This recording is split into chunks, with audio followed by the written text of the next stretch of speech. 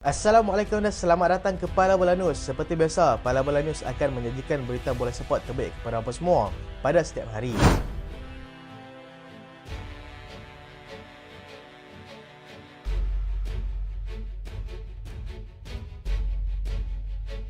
Kita lihat dahulu dengan jadual perlawanan persahabatan peringkat antarabangsa yang akan berlangsung bermula tengah malam nanti. Mesir akan bertemu dengan pasukan Zambia, Rusia akan bertemu dengan pasukan Cameroon, Sweden akan bertemu dengan pasukan Moldova, Jepun akan menentang pasukan Kanada, Korea Selatan akan bertemu dengan pasukan Tunisia.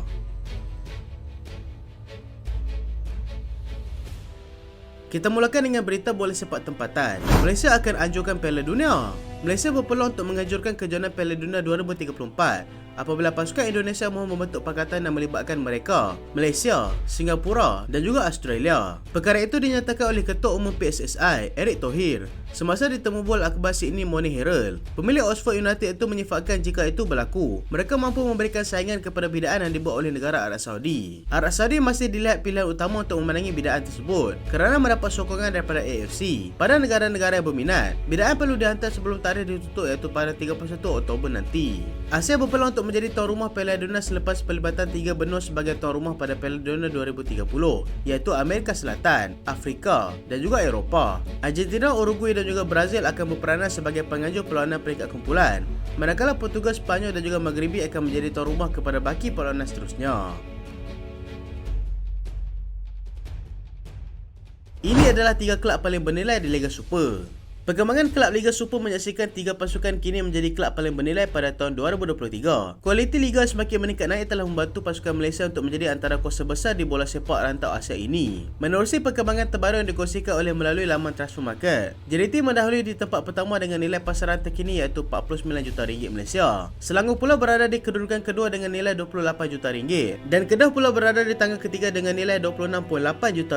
Ini merupakan perkembangan data yang sangat positif untuk melihat lebih ramai pemain berkualiti yang sudi datang untuk bermain di liga kita. Ia juga akan membuka mata pelbagai pihak yang sebelum ini menilai mutu bola sepak kita masih lagi berada di bawah takluk yang lama.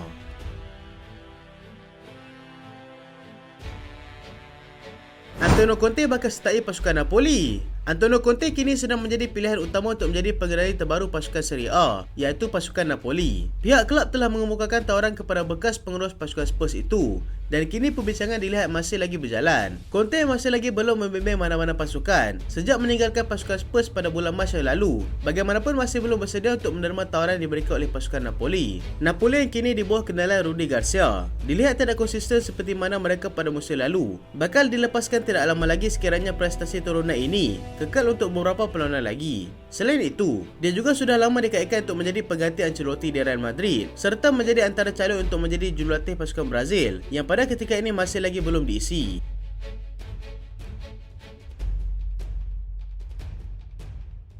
Pengarah Saudi Pro League dedah akan dapatkan Mohamed Salah nanti. Pengarah Saudi Pro League, Michael Emenalo, mendedahkan pemain sayap pasukan Liverpool. Mohamed Salah merupakan pemain kegemarannya secara peribadi. Mereka cuba untuk mendapatkannya pada nilai 150 juta pound, tetapi ditolak oleh pasukan Liverpool pada musim panas yang lalu. Walau bagaimanapun, nama Mohamed Salah masih lagi tidak terpadam daripada senarai pemain yang mereka mahukan dan akan mencuba lagi pada jendela perpindahan yang akan datang. Mohamed Salah berada dalam form yang terbaik dalam musim ini apabila dia sudah terlibat dengan 10 gol contribution setakat ini dan dilihat tidak mempunyai sebarang masalah untuk meneruskan momentumnya itu.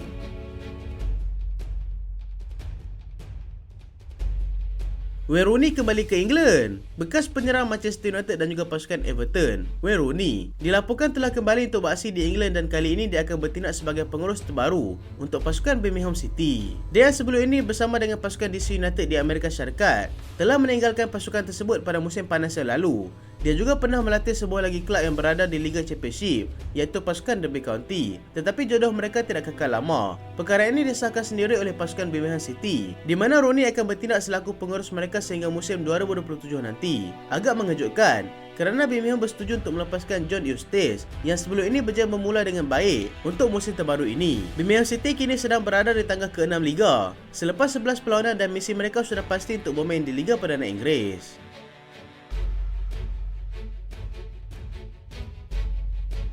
Serhou Guirassy kini jadi rebutan kelab Eropah. Penyerang pasukan Stuttgart, Serhou Guirassy, menjadi sensasi terbaru dalam arena bola sepak Eropah selepas dia kini berjaya menjadikan 13 gol daripada hanya 7 perlawanan liga setakat ini. Dia yang kini berusia 27 tahun berjaya mencipta rekod terbaru dengan 13 gol daripada 7 perlawanan Bundesliga, termasuklah ketika hat-trick menentang pasukan Mainz dan juga pasukan Wolfsburg. Dia juga menjadikan 2 gol ketika bertemu dengan pasukan Bochum, Freiburg dan juga Darmstadt. Hasil daripada jaringan tersebut, mereka kini berada di tangga kedua liga di belakang pasukan Leverkusen yang semakin cemerlang pada setiap minggu. Guirassy baru saja menyertai pasukan Stuttgart secara tetap selepas dipinjamkan daripada Rennes sebelum ini dengan kontrak selama 3 tahun. Dia telah memadamkan rekod yang dipegang oleh Robert Lewandowski serta menenggelamkan nama Harry Kane yang setakat ini telah berjaya menjadikan 8 gol daripada 7 perlawanan. Beberapa kelab daripada EPL sudah mula melakukan tinjauan terhadap pemain itu, di antaranya adalah pasukan Crystal Palace dan juga pasukan Bournemouth. Dia juga sudah menarik minat kelab daripada Arab Saudi yang kini sudah dibanjiri dengan ramai nama besar di sana. Stuttgart bakal berdepan dengan cabaran besar untuk mengekalkan beliau setidak-tidaknya sehingga tamat musim nanti.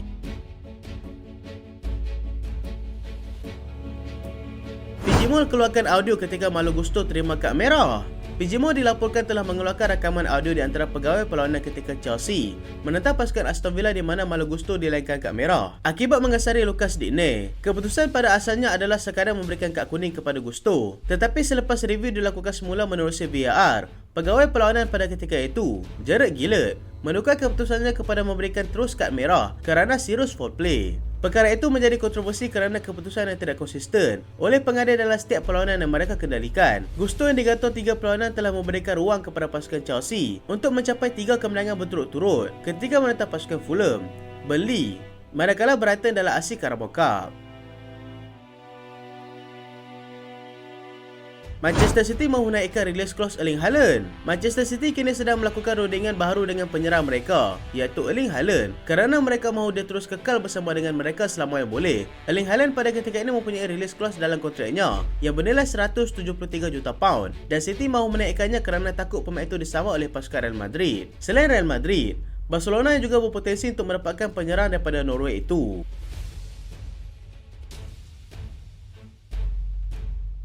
Barcelona akan cuba dapatkan kembali bekas bintang mereka. Barcelona dilaporkan akan cuba membawa masuk bekas bintang mereka, iaitu Thiago Alcantara. Thiago yang kini masih bergelar pemain pasukan Liverpool sedang menjalani proses pemulihan daripada beberapa seri kecederaan yang dialaminya. Selain itu, Barca juga menaikkan minat mereka untuk membawa masuk Joshua Kimmich paling cepat pada Januari nanti. João Palhinha menjadi sasaran utama pasukan Liverpool. Liverpool masih belum berputus asa untuk cuba mendapatkan João Palhinha. Mereka akan kembali memberikan tawaran pada bulan Januari nanti sebagai langkah untuk mengukuhkan lagi barisan pemain yang mereka ada pada ketika ini. Manchester United sasarkan 2 pemain baru. Manchester United akan menggunakan peluang mereka untuk mendapatkan 2 pemain baru sekiranya mereka berjaya melepaskan Jadon Sancho nanti. 2 kelab sudah pun menyatakan minat mereka untuk mendapatkan Sancho dan ia adalah pasukan Juventus dan juga pasukan Dortmund. United akan mendapatkan Gonzalo Inacio dan juga Giorgio Scalvini yang dilaporkan memang berminat untuk menyertai pasukan The Red Devil.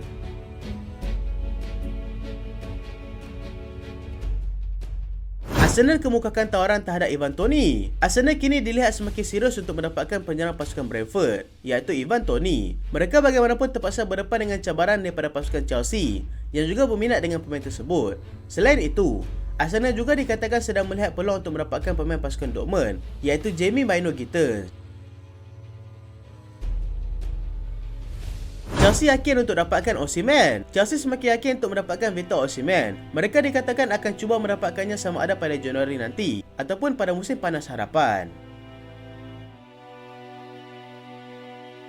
Spurs berminat dengan Calvin Phillips. Spurs dilihat sebagai destinasi paling realistik untuk pemain pasukan Manchester City, iaitu Calvin Phillips, untuk kembali bermain dalam skuad utama. Dia dilihat semakin dipinggirkan dalam skuad City dan semakin kerap berada di bangku simpanan, dan perkara ini sudah pasti akan menjejaskan persiapannya untuk menyertai pasukan England dalam kejohanan Euro 2024 nanti.